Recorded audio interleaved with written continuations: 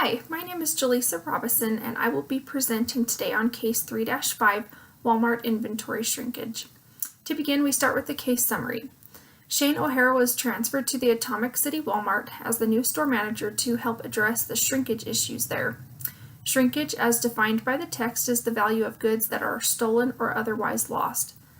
The Atomic City store had shrinkage losses of more than $2 million, causing management to consider closing the store altogether. O'Hara was expected to cut shrinkage in the store by at least 2/3. At this point, O'Hara convinced his supervisor Jeffrey Cook, the regional manager, to hire an asset protection manager for the store, which would oversee shrinkage, safety, and security for the Atomic location.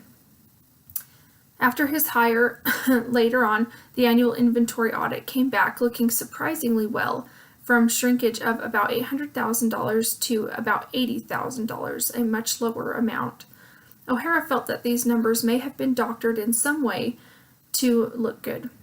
Soon after, a number of high-level managers left the company. 2 left on their own, while the asset protection manager was fired.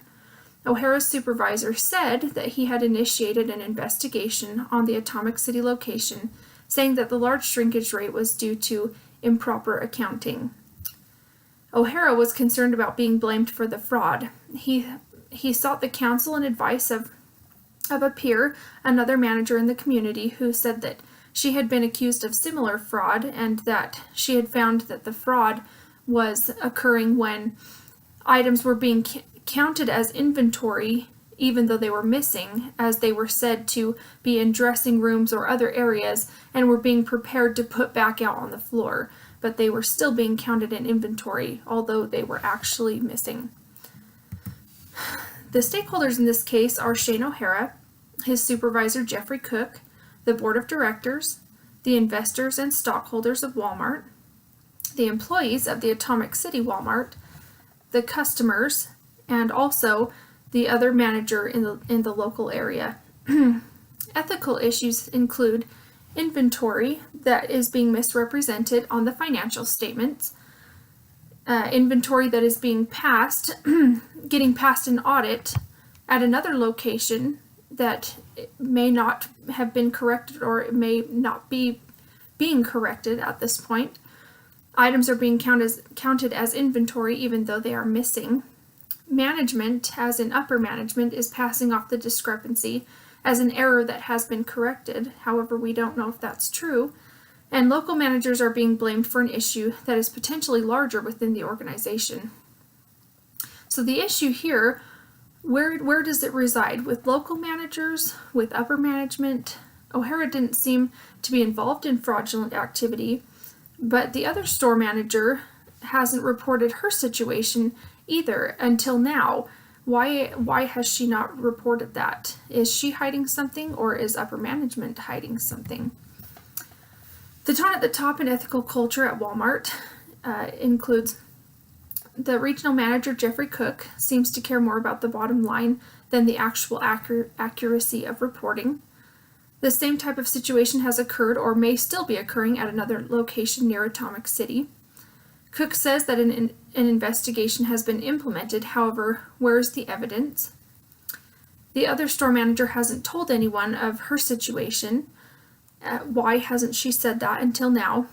Overall, there doesn't seem to be a good culture of ethical practices and reporting at Walmart, as the accusation has occurred elsewhere within the organization, and the misrepresentations they haven't been reported and likely have not been corrected.